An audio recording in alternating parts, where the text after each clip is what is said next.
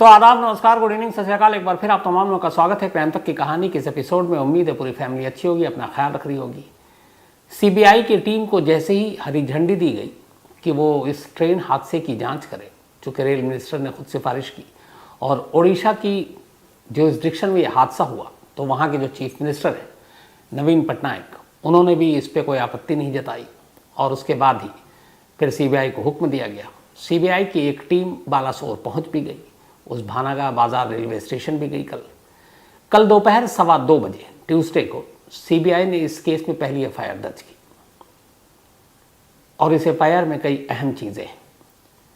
जो एफआईआर दर्ज की गई उसमें अलग अलग सेक्शन है, लेकिन जो सबसे इंपॉर्टेंट सेक्शन अभी तक सीबीआई ने लगाया है अननोन पर्सन के खिलाफ, वो है causing death by negligence 304A, लापरवाही से हुई मौत का मामला। अब सवाल ये है कि क्या इस एफआईआर में अगर सीबीआई ने ये पहले ही लिख दिया है कि लापरवाही से हुई मामला जो हुआ, तो ये मामला लापरवाही से हुआ, ये हादसा फिर साजिश की बात बेतुकी है, ये इंसानी गलती का नतीजा है, मशीनों के फेल होने का नतीजा है? तो ऐसा भी नहीं है। वजह यह है कि आमतौर पर जब कोई एफआईआर दर्ज होती है तो शुरुआत में आपको रीज़न पता नहीं होता, इसीलिए इसमें 304A में जो ये एफआईआर दर्ज किया है उसमें अननोन पर्सन्स के खिलाफ है, क्योंकि आपके सामने अभी अगर कोई कल्प्रिट है तो उसका चेहरा नहीं है कि गुनहगार कौन है। तो अनजान लोगों के खिलाफ ये एफआईआर दर्ज है जिसमें कॉजिंग डेथ बाय नेग्लिजेंस, लापरवाही से हुई मौत का मामला। कल 2:15 बजे एफआईआर दर्ज करने के बाद सीबीआई की एक टीम भानागा बाजार रेलवे स्टेशन, जहाँ के सबसे करीब, जिसके लूप लाइन और मेन लाइन पर यह हादसा हुआ, वहाँ के स्टेशन मास्टर, बाकी जो स्टाफ हैं, उन लोगों से पहले दौर की पूछताछ की और उनसे सारे जो डॉक्यूमेंट्स थे वो कलेक्ट किए। अब इसके बाद सीबीआई की टीम, ये जो इस टीम को बनाया गया है, इसमें कोशिश की गई है कि चूँकि सीबीआई का दायरा ये है कि जहाँ पे भी जो जुर्म हो, क्राइम हो किसी भी तरह का, जिसमें इंसानी जान इन्वॉल्व हो, तो फिर वो सारे मामलों की जांच करती है। तो इसमें जो टेक्निकल एक्सपर्ट्स हैं उन लोगों की भी मदद ली गई है और इस टीम में जो जो हैंडल कर रही है इस टीम को, वो सीबीआई की क्राइम जोन टीम है, special crime zone. Special crime zone ऐसे ही मामलों की जांच करती है। तो सीबीआई के अलग अलग जोन है, इसमें ये स्पेशल क्राइम जोन इस रेल हादसे की अब जांच करेगी। अब सवाल ये है कि सीबीआई जांच करेगी, पहले ही एफआईआर में लिख दिया है, तो ये मामला किस दो एंगल से वो जांच कर रही है। तो पहला यही है कि लापरवाही, ह्यूमन एरर, और दूसरा है टेक्निकल फेलियर। ये दो चीज़ें हैं, क्योंकि सिग्नल की बात आ रही है। अब इसमें पूरी जांच सीबीआई कैसे करेगी, क्या वाकई वो कामयाबी तक पहुंच पाएगी, उससे पहले 2-3 चीज़ें बहुत इंपॉर्टेंट है जानना। बहुत सारे लोग ये सवाल उठा रहे हैं कि इस मामले की, रेलवे का ये एक हादसा है, तो हादसे की जांच सीबीआई को क्यों? क्या सरकार जानबूझकर ऐसा कर रही है ताकि इस मामले को दूसरा रुख दिया जा सके? 2024 में चुनाव है और आपको पता है अपने यहाँ बात बात पर, मुद्दे पर राजनीति भी आती है। तो ये कि कहीं और इसको रंग देने की कोशिश की जा रही है, वरना इस पूरे हादसे की जांच रेलवे की अपनी स्पेशल जो उनकी टेक्निकल टीम्स हैं वो करती है। ख़ास तौर पर एक नाम आता है बार बार, और वो है CRS, commission of railway safety, जो पूरे हिंदुस्तान में रेल से जुड़ी हुई जो भी चीज़ें होती है, हादसे होते हैं, मुसाफिरों की सुरक्षा से जुड़ी हुई जो चीज़ें होती हैं, वो सारी इस CRS के अंडर में आती है और इसको हेड करते हैं rail safety commissioner. Rail safety commissioner पूरे इंडिया के लिए होते हैं। तो CRS अब तक हिंदुस्तान के जितने भी रेल एक्सीडेंट हुए उसकी जांच करती है, लेकिन इस मामले में CRS की बजाय सीबीआई को जांच सौंपी गई। अब CRS और सीबीआई में क्या फ़र्क है? तो पहले CRS की अगर आप कहानी सुन लेंगे तो सारी चीज़ें आसानी से समझ में आ जाएगी। CRS, जैसे फुल फॉर्म बताया मैंने कि कमीशन ऑफ रेलवे सेफ्टी, इसका हेडक्वार्टर दिल्ली में नहीं है बल्कि यूपी की राजधानी लखनऊ में। जब 1800 में जब ब्रिटिश की हुकूमत थी हमारे देश में, तब रेलवे आया और ये ब्रिटिश की देन है। उन्होंने रेलवे का जाल बिछाया, पटरी बिछाई, और उस वक्त रेलवे की सेफ्टी, मुसाफिरों की सेफ्टी के लिए जो ब्रिटिश इंडियन गवर्नमेंट थी उसने कुछ कंसल्टिंग इंजीनियर को हायर किया था कि वो देख सके पटरियाँ, बॉगी, ये सारी चीज़ें सुरक्षित हैं मुसाफिरों के लिए, नहीं कि नहीं है। तो उन लोगों को हायर किया गया और उस वक्त उन्हीं लोगों को रेलवे का जो ऑपरेशन था पूरे इंडिया में, तो कंसल्टिंग इंजीनियर जो है इन सारी सेफ्टी को देखा करते थे। बाद में उन्हीं ब्रिटिश कंट्रोल जो सरकार थी उसके हिसाब से ये चलती रही। तो ये लोग गवर्नमेंट के इंस्पेक्टर कहलाते थे, जो इंजीनियर होते थे, जो सेफ्टी के लिए जिम्मेदार होते थे। फिर धीरे धीरे वक्त बीता। भारतीय रेलवे को उसके बाद 1905 में, अंग्रेज़ों के ही ज़माने में, पूरे भारतीय रेलवे को इंडियन रेलवे बोर्ड के हवाले कर दिया गया। एक बॉडी बनाई गई, रेलवे बोर्ड। तो ये रेलवे बोर्ड ही अब सारे फैसले करता है, इन्हीं के इशारे पर पूरा रेल चलता, सारे नियम कानून, टिकट, किराया, सुरक्षा सब इन्हीं के अंडर में होता। और रेलवे बोर्ड के अंडर में ही CRS था, जो कि रेलवे की सुरक्षा के लिए खास अंग्रेज़ों ने बनाया। अब रेलवे बोर्ड के अंदर ये चलता रहा। 1935 में एक एक्ट आया और ये हुआ कि उस वक्त आवाज़ शुरू हुई कि अगर रेलवे बोर्ड के अंदर में CRS काम करेगा तो रेलवे बोर्ड का, रेलवे का ही एक्सीडेंट होगा तो उसमें सच्चाई सामने कैसे आएगी, क्योंकि बोर्ड के अंदर ही वो सारी जांच चलेगी। तो अगर उनके खिलाफ कुछ हुआ तो बोर्ड तो दबा देगी। तो इसलिए CRS को इंडिपेंडेंट बॉडी बना दिया जाए, अलग, रेलवे से ही अलग कर दिया जाए। रेलवे बोर्ड या रेल मिनिस्ट्री का उस पर कोई कंट्रोल ना हो। ये बात मान ली गई कि हाँ हो सकता है, लेकिन तभी सेकेंड वर्ल्ड वॉर आ गया और ये मामला ठंडे बस्ते में चला गया। लेकिन फिर वॉर ख़त्म हुआ। मई 1941 में ये जो गवर्नमेंट इंस्पेक्टर हुआ करते थे उस वक्त, इंजीनियर, और जो अंग्रेज़ों के ज़माने के सारी चीज़ें देखा करते थे, रेलवे की सेफ्टी, तो इनको बदल कर उनका नाम अब रेलवे इंस्पेक्टर कर दिया गया और रेलवे बोर्ड से इनको हटा दिया गया। अब ये एक इंडिपेंडेंट बॉडी हो गई और इनको अब ये कहा गया कि आप रिपोर्ट जो करेंगे वो पोस्ट एंड एविएशन डिपार्टमेंट को करेंगे। मतलब जो भारतीय रेल की सुरक्षा की जिम्मेदारी जिस रेलवे इंस्पेक्टर्स की पूरी एक बॉडी को दी गई, उनका रेलवे से कोई रिश्ता नहीं रखा गया। उनको कहाँ ज़मीन पे ट्रेन दौड़ती है, आसमान के सिविल एविएशन के अंडर में कर दिया गया। और आज भी आप जानकर हैरत में होंगे, 1961 में फिर CRS का गठन हुआ, यही जो पूरी रेलवे की सुरक्षा की जिम्मेदारी देख रही कमीशन ऑफ रेलवे सेफ्टी, तो रेलवे की सुरक्षा की।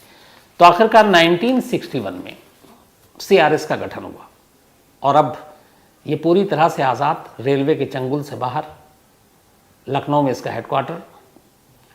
लेकिन ये रिपोर्ट करते हैं सिविल एविएशन मिनिस्ट्री को, नागरिक उड्डयन मंत्रालय को। मतलब एक रेलवे की सेफ्टी की जिम्मेदारी जिन कंधों पर है, जिन एक्सपर्ट्स के ऊपर है, वो रिपोर्ट रेलवे को नहीं, क्योंकि उन्हीं से तो निकालने के लिए किया गया, पर एविएशन को करते हैं। अब सवाल ये है कि सिविल एविएशन यानी कि जो जहाज़ की जिम्मेदार हैं हमारी सरकार और मंत्रालय, उनके अंदर में रेलवे की सेफ्टी का ये पूरा डिपार्टमेंट क्यों है, ये पता नहीं, कोई एक्सपर्ट्स ही बता पाएंगे।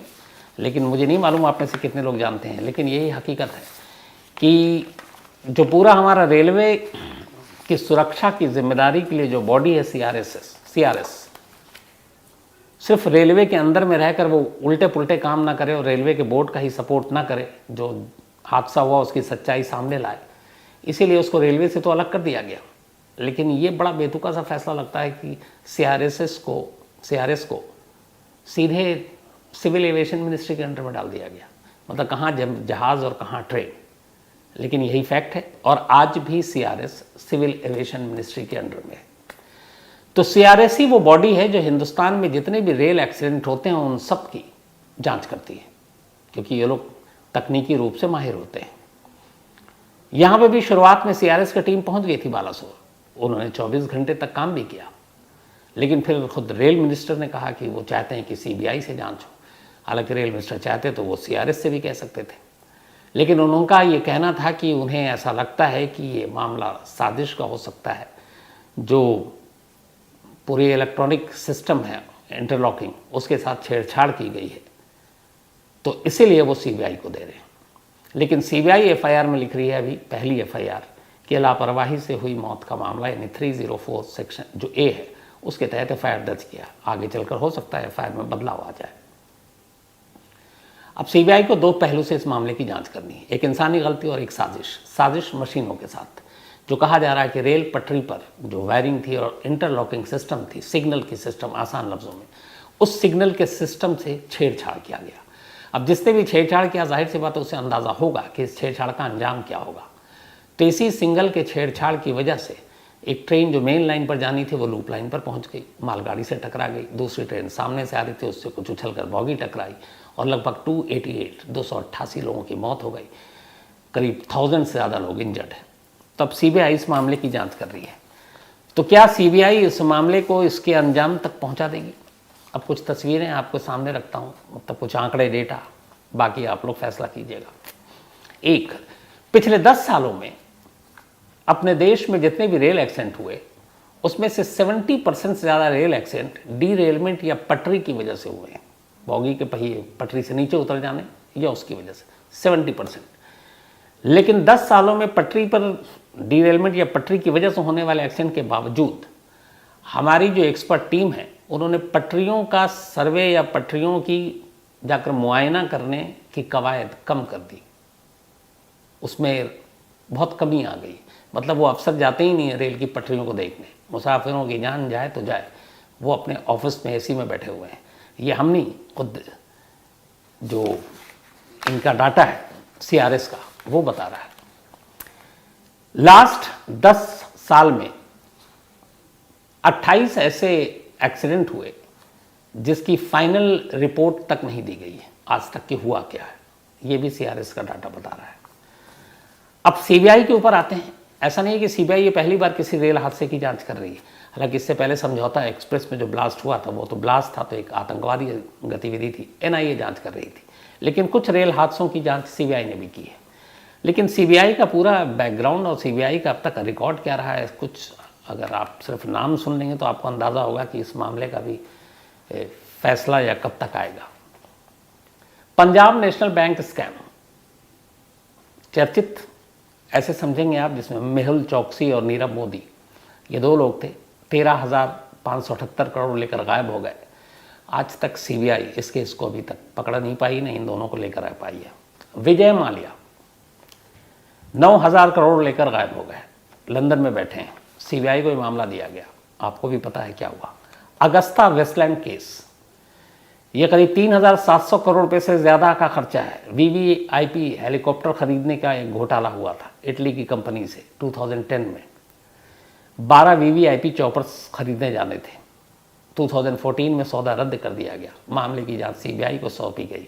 अगस्ता वेस्टलैंड में आज भी सीबीआई अपने अंजाम तक नहीं पहुंची है। व्यापम स्कैम, आपको याद होगा, डिटेल में कहानी सुनाई मध्य प्रदेश की, जहां बड़े घोटाले हुए और उस घोटाले के साथ बहुत सारी संदिग्ध मौत हुई और बाद में फिर एमपी सरकार ने सीबीआई को इस मामले की जांच सौंप दी, क्योंकि ये पूरा जो मामला था व्यापम पीएमटी समेत कई ऐसे जो एग्जामिनेशन थे उसका पूरा घोटाला था। लेकिन सीबीआई ने इस व्यापम घोटाले का भी पर्दाफाश पूरी तरह से आज तक नहीं किया है। श्रद्धा चिटफंड स्कैम, ये एक पश्चिम बंगाल का घोटाला था जिसमें कई पार्टियों के बड़े बड़े नेताओं के नाम आए और आज भी इस स्कैम का पर्दाफाश सीबीआई नहीं कर पाई है। आरुषि हेमराज मर्डर केस, आपको याद होगा 2008 का, लंबी लंबी कहानियां सुना चुका हूं। उसमें सीबीआई ने पकड़ा आरुषि के माँ बाप को। सीबीआई कोर्ट में उन दोनों को सज़ा भी हुई मरकैद की, लेकिन इलाहाबाद हाईकोर्ट ने दोनों को छोड़ दिया। वो मामला सुप्रीम कोर्ट में 8 से हम 23 में आ गए, मतलब करीब 15 साल हो गए। आरुषि हेमराज का कातिल कौन है आज भी कायदे से नहीं किसी को पता। कानूनी पन्नों पर भी उसके कातिल के तौर पर किसी का नाम नहीं है और ये सीबीआई ने जांच की थी। 2G स्पेक्ट्रम स्कैम केस 2010, जिसको लेकर बहुत राजनीति हुई थी और तब यूपीए की सरकार थी। इसके बाद इस मामले की जांच सीबीआई को सौंपी गई। सीबीआई ने कुछ लोगों को पकड़ा भी। 2017 में स्पेशल कोर्ट ने सभी अक्यूज्ड को बरी कर दिया क्योंकि सबूत नहीं था। तो सीबीआई की एक नाकामी। 2G spectrum case, Bofors scandal, याद होगा आपको, राजीव गांधी के दौर का, जिसको लेके बहुत सारी चीज़ें हुई। अमिताभ बच्चन तक का नाम आया था। सीबीआई को इस मामले की जांच सौंपी गई, लेकिन इनमें से एक आध दो को छोड़ दें, बाकी धीरे धीरे करके सब बरी हो गए। कोई बड़ा नाम सामने आया ही नहीं आज तक। भोपाल गैस ट्रेजरी 1984, इस मामले की भी जांच सीबीआई को सौंपी गई थी और सीबीआई ने इस मामले की जांच की। जो इस पूरे इंडस्ट्रियल उसका मालिक था, जो भोपाल गैस, उसको पकड़ कर लाने की कोशिश की गई, लेकिन वो पहले ही देश से जा चुका था।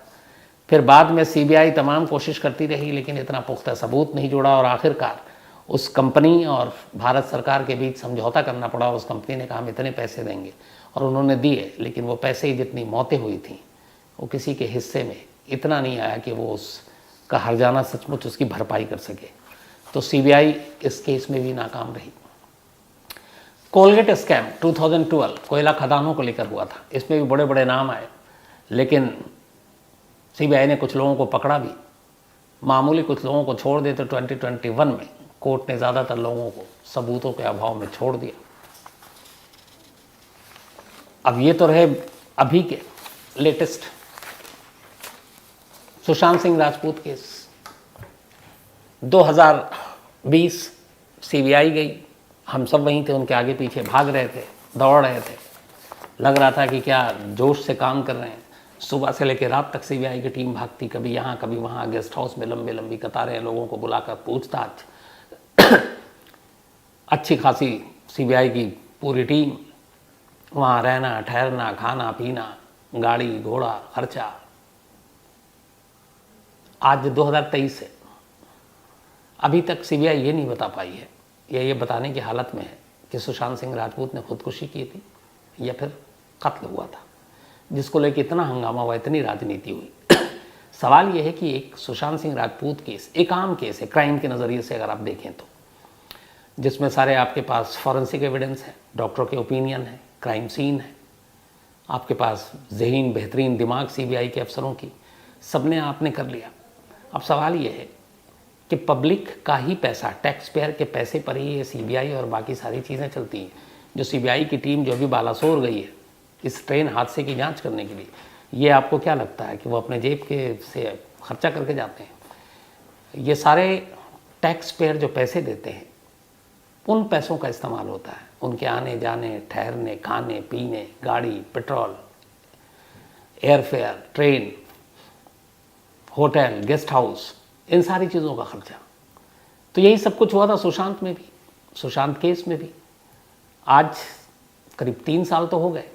सवाल ये है कि सीबीआई को नहीं पता कि क्या हुआ, तो कम से कम इतना तो इस देश की जनता को जानने का हक है कि वो बताए, भैया तुम हमारे टैक्स के पैसे पर आप इतने इतने दिनों तक जांच करते हो और आप हमें बताते तक नहीं हो कि सच्चाई क्या है। क्या सुशांत सिंह का कत्ल हुआ, आप क्यों नहीं बताते हो? क्या सुशांत सिंह ने खुदकुशी की, आप क्यों नहीं बताते हो? आखिर इसमें ऐसी कौन सी चीज़ है? या ये फिर नेशनल सिक्योरिटी से जुड़ा हुआ मुद्दा तो है नहीं, ये एक आम क्राइम है या एक आम केस है सीबीआई की नज़र के हिसाब से। लेकिन 3 साल से फाइल दबा कर बैठे हैं, कुछ बता नहीं रहे, और लोग अपने अपने हिसाब से अंदाज़ा लगा रहे हैं। तो ये तो आम केस का हाल है। अब इस केस में जिसमें टेक्निकल एस्पेक्ट ज़्यादा है कि सिग्नल के साथ छेड़छाड़ किया गया कि नहीं किया गया, पटरी के पास वायरिंग के साथ छेड़छाड़ की गई कि नहीं की गई, क्योंकि वो सब धमाके में जो ट्रेन आपस में टकराई उसकी वजह से पटरियां तक उखड़ गई, क्राइम सीन बर्बाद हो चुका है, तो किसी को पता नहीं है। तो अब यहाँ क्या सीबीआई कितने दिनों में आकर जानकारी देगी? दूसरा, अगर भारतीय रेल की सेफ्टी के हिसाब की अगर हम बात करें तो हमारे देश में जो सबसे ज़्यादा हादसे होते हैं, पिछले 10 सालों का एक रिकॉर्ड दिया गया, उसमें है कि 1129 हादसे ट्रेन के बेपटरी होने की वजह से हुए, यानी डिरेल होने की वजह से। 167 हादसे ट्रैक के रखरखाव से जुड़ी कमियों की वजह से हुए। इसके अलावा जो इंस्पेक्शन का काम होता है, पटरियां ठीक ठाक काम कर रही हैं कि नहीं कर रही हैं, इसका आलम देखिए कि जब पटरी की वजह से 70% हादसे हो रहे हैं। लेकिन 2017-18 में करीब जितने लोग पटरी का इंस्पेक्शन करते थे सरकारी अफसर, 2021 में वो आधी हो गई है। मतलब अगर 500 अफसर जाकर या 500 पटरियों की तफ्तीश होती थी कि ये ठीक है कि नहीं, वो अब 20-21 में 250 होकर रह गया। तो जब आप देखने नहीं जाएंगे, इंस्पेक्शन ही नहीं करेंगे कि पटरी की हालत क्या है, तो सोचिए फिर डिरेल भी होगा और इस तरह के हादसे भी होंगे। अच्छा, दूसरा हमारे यहाँ ये है कि जितनी भी स्पीड का मामला है और ट्रेन की सेफ्टी का मामला है, तो रेल सेफ्टी के लिहाज से हम जो है मिस्र, मैक्सिको, तंजानिया, कांगो, नाइजीरिया और पाकिस्तान, बस इनसे थोड़ा सा बेहतर है। जबकि हमसे ज़्यादा ट्रेन की जो स्पीड जिन देशों में है और वहाँ एक्सीडेंट के रेशो बहुत ही कम है, उनमें जो है चीन, Turkey, France, Spain, Germany, Italy, Sweden और ग्रेट ब्रिटेन है। यहाँ की स्पीड हमसे बहुत ज़्यादा है, लेकिन इनके यहाँ जो रेल एक्सीडेंट होते हैं वो हमारे मुकाबले बहुत कम होते हैं। तो हमारा कंपैरिजन जो है कांगो जैसे मुल्क से हो रहा है कि वहाँ जितने सेफ्टी का मेजरमेंट है शायद हमारे यहाँ उतना ही है। तो ये तो हालत है। जब आप पटरी का इंस्पेक्शन तक नहीं करेंगे तो फिर कैसे उम्मीद कर सकते हैं कि रेल हादसा ना हो। तो कुल मिलाकर सीबीआई की जांच शुरू हो चुकी है और अभी ज़ोर शोर से आप मीडिया में भी, टीवी पे भी देखेंगे, उनको अलग अलग जगहों पे देखेंगे, लोकेशन पे, पटरियों पे। कल स्टेशन पे थे, उसकी भी तस्वीरें आ गई, अभी पटरियों पे भी घूमेंगे, सब कुछ करेंगे। लेकिन इसके बाद ये तस्वीरें कितने दिनों के लिए खामोश हो जाएंगी और इन तस्वीरों के पीछे की जो जाँच है वो कब तक सामने आएगी भी कि नहीं आएगी, और पूरी सच्चाई सामने आएगी कि नहीं आएगी, इन सारे चीज़ों पे अभी शक है। तो एक बार रिपोर्ट आ जाए, रिपोर्ट क्या कहती है, क्योंकि उसके बाद जो सेफ्टी और सिक्योरिटी एक्सपर्ट्स हैं वो भी उस पर अपनी राय देंगे। तो तब तक इंतज़ार कीजिए और जब रिपोर्ट आ जाए तो फिर उसी हिसाब से आगे की कार्रवाई होगी। तो कहानी में फ़िलहाल इतना ही। चलते चलते आप आजकल पिछले कई दिनों से बंद था क्योंकि ट्रेन हादसा हो गया, अच्छा नहीं लगता। कल से अपनी वो रूटीन शुरू करेंगे, विशेज़ और बाकी चीज़ें। आज विनोद शिकारपुरी का बर्थडे है, नोट तो किया नहीं, तो पूरी क्राइम तक टीम की तरफ से, आप लोगों की तरफ से भी मैं शिकारपुरी को हैप्पी बर्थडे।